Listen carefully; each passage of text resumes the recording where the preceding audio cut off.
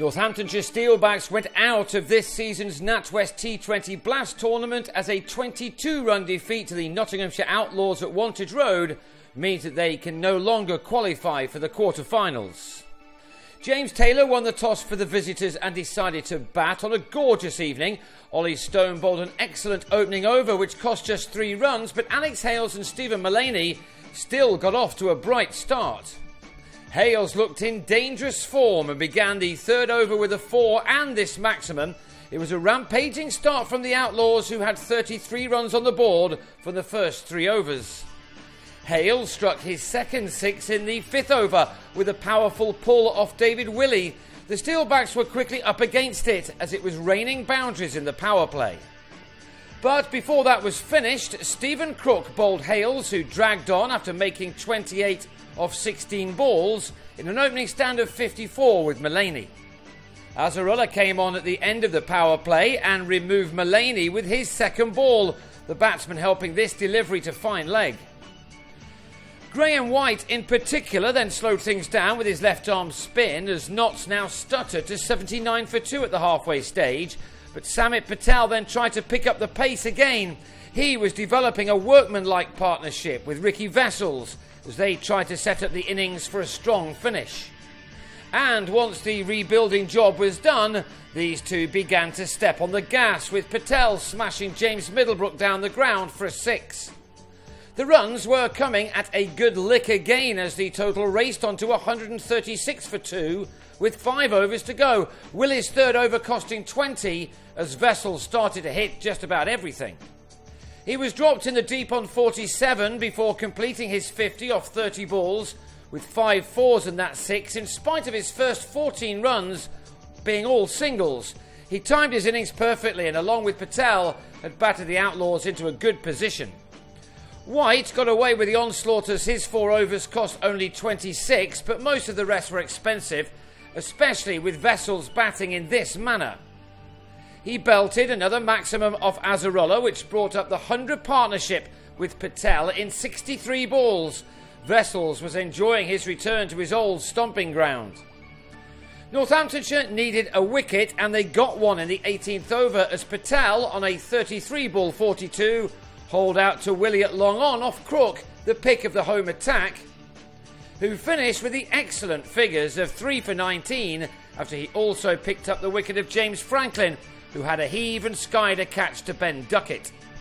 Suddenly there was a flurry of wickets and at the start of the 19th over, Vessels edged Azarullah behind to go for 64, made off 38 balls, leaving with the total on 161 for 5 with 11 balls of the innings remaining. Notts ended on 174 for 6. Chris Reed bowled in the penultimate over by Azarullah, who took 3 for 31, as the Steelbacks pulled the game right back after that big partnership. On a good batting wicket and with a short boundary, 175 was a gettable total, but they had to get these runs against one of the best blast bowling units around, and that was in evidence when Willie Toppes to Hoyt to Taylor with only 9 runs on the board in the third over of the reply. Ajmal Shahzad got that wicket and he followed it up next ball with a peach to have Richard Levy caught behind. The first boundary for the Steelbacks didn't arrive until the start of the 4th over. Kyle Kurtzer used that over to get the innings off and running.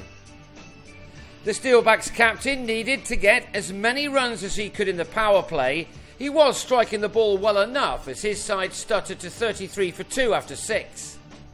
So the field was then put out and Adam Rossington decided simply to go over it, striking the first 6 of the innings off Franklin. But 2 balls later, the on-loan Middlesex man tried to go big again but found Mullaney at long off to leave with his side on 41 for 3 after 7, 134 still needed off 13 overs. Crook and Kurtzer needed a partnership and they started to develop one, taking the total to 64 for 3 at the halfway stage, leaving a run rate of 11 to keep up with for the rest of the innings. Crook tried to do that by producing a remarkable shot with unbelievable power to hit Mullaney down the ground and over the rope to just about keep his side interested.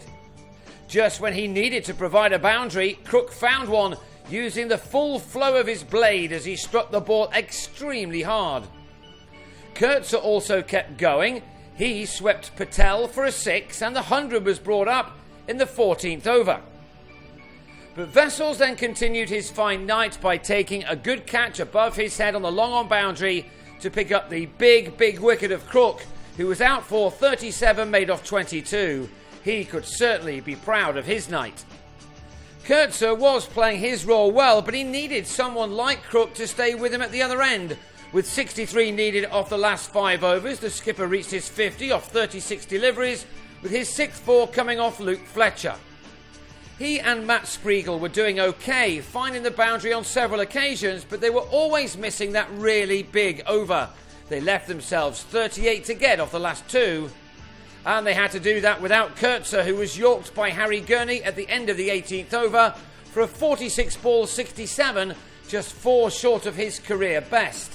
Simply put, not enough of the others were able to match his efforts.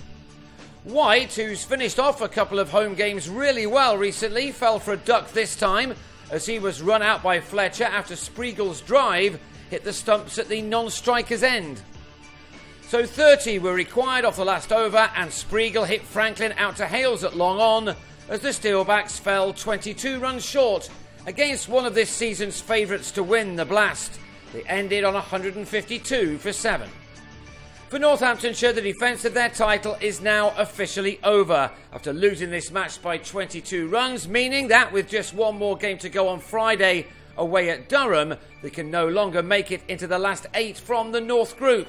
They can, though, now start turning their attentions to the new 50 over competition, which gets underway this weekend.